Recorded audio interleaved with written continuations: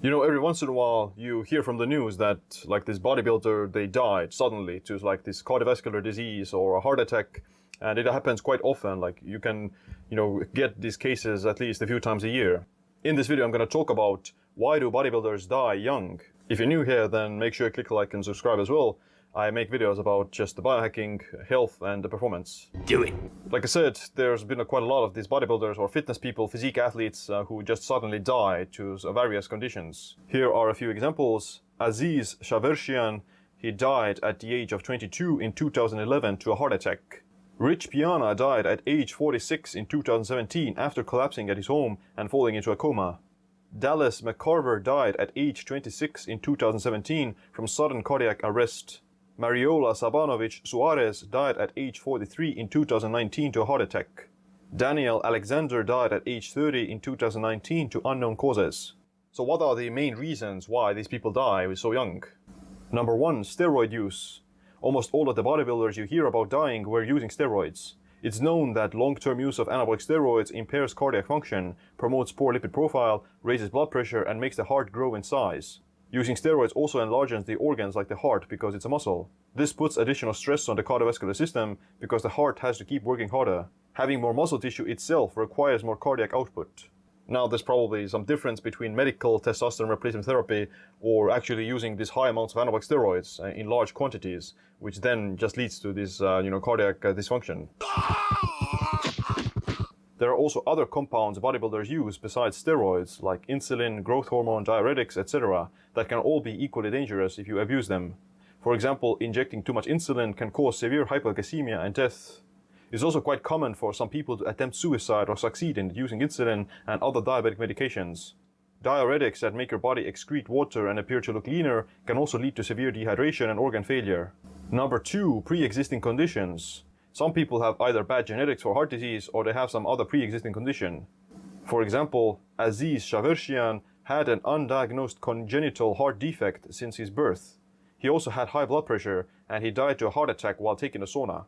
Dallas McCarver had atherosclerosis and cardiomegaly when he died from his previous history of dyslipidemia. So your genetics and the past medical history is going to greatly determine how your body reacts to steroids, and if you have bad biomarkers or if you have bad genetics for heart disease or heart failure, then you're increasing your risk of getting those diseases or a sudden heart attack just because of you're at a higher risk already. This is a good thing to remember when you're not taking steroids or doing bodybuilding, because otherwise you're just shooting blanks into the dark. Your genetics will greatly determine whether a high saturated fat diet is going to increase your risk of Alzheimer's or heart disease, regardless of if you're taking steroids or not. So everyone shouldn't have the same diet protocol and everyone should know their genetics. So I think that genetics and the steroids are probably the biggest reasons why these bodybuilders die prematurely. Wait a minute. But this doesn't apply to only bodybuilders. Other athletes like professional wrestlers and football players also have a significantly higher rate of mortality and cardiovascular disease, probably because of the same reasons: drugs, genetics, and maybe the chronic overtraining at high intensities. I think that the average person, when they hear about another bodybuilder dying, then they immediately, of course, they associate it with steroid use, but they also tend to think that the resistance training and muscle building itself is dangerous to your health. That if you build muscle, then you're increasing the risk of getting heart attacks. Bullshit. Now the problem is that, the bodybuilders, professional bodybuilders and fitness competitors, they tend to take things to the extreme. And of course, most people are never going to reach that. Like the average person is never going to build that much muscle to reach this dangerous threshold. It's only the steroid use and the drugs and of course the genetics that kind of allow these people to build that much mass in the first place. Having more muscle and strength is actually a very beneficial thing for healthy aging and longevity. It's going to make it easier to lose weight, prevent metabolic syndrome, protect against neurodegeneration, and so much more. This becomes increasingly more important the older you get. After the age of 30, aging is characterized by a progressive decrease in skeletal muscle. This process is called sarcopenia, and it can happen at a rate of 3 to 8% per decade. From the age of 40, lean tissue and strength get reduced by about 1% per year. There's a lot of research suggesting that muscular strength is inversely and independently associated with all-cause mortality. A 2016 paper found that amongst a large cohort of 65 and older, mortality rates were significantly lower in individuals who did regular strength training.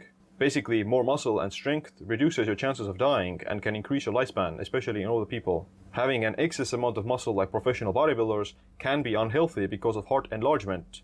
the additional burden on the cardiovascular system, and having to eat such a large amount of food to first build and maintain that mass. At that point, you will probably need to take anabolic steroids or some drugs to get there in the first place. So that's why regular people who aren't on drugs shouldn't be afraid of recreational natural bodybuilding and doing some strength training. Another thing that could shorten the lifespans of bodybuilders is excess protein and calorie consumption. It's quite known in at least animal studies and cell studies that eating less protein and specifically less of methionine, the amino acid, can increase lifespan and slow down aging. The increased lifespan seen in methionine restriction is considered to be caused by the downregulation of anabolic pathways like IGF-1, mTOR, and insulin. Overexpression of mTOR and IGF-1 is often related to various cancers.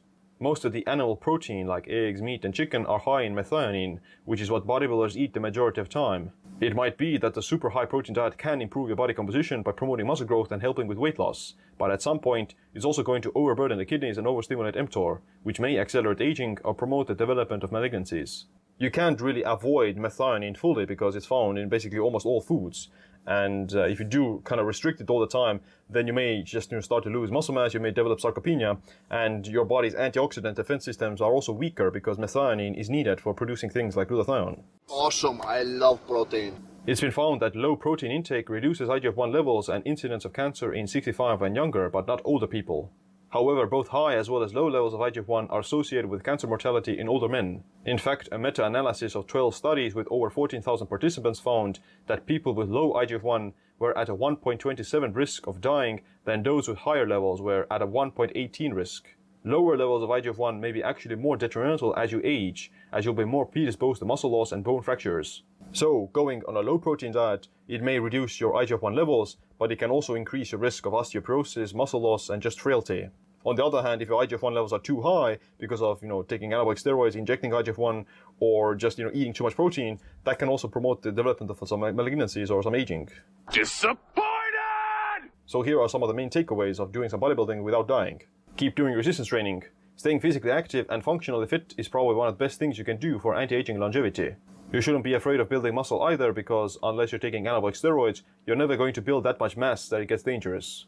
Get a DNA test. It's highly recommended to take some sort of a genetic test to see what genetic risk factors you have for not only heart disease, but any other comorbidity like cancer or diabetes. The best DNA testing service I know is Self-Decode. They also have a massive database with numerous reports about your test results and different diseases like Alzheimer's, fat loss, etc. You can use the code SEAM for a 10% discount off Self-Decode. Eat sufficient amounts of protein. A higher protein diet is still safe and not unhealthy if you stay metabolically healthy and you're not eating a crazy amount. Research finds there is no additional muscle building benefits to eating above 0.8 grams per pound of body weight. The most you may get is like 1.2 or 1.5 grams per pound, but no need for more. And lastly, do time restricted eating. Intermittent fasting and eating less often is the most effective way to lower IGF-1 and mTOR. It's probably more effective than methionine restriction because instead of stimulating mTOR 5 to 6 times a day, you do it only 2 to 3 times. In conclusion, building muscle and strength training is one of the best things for your health, especially healthy aging. But of course, if you take it to the extreme, then it can certainly be unhealthy and dangerous to you. Unless you're taking steroids, then you probably don't have anything to worry about, and you should still keep yourself physically active and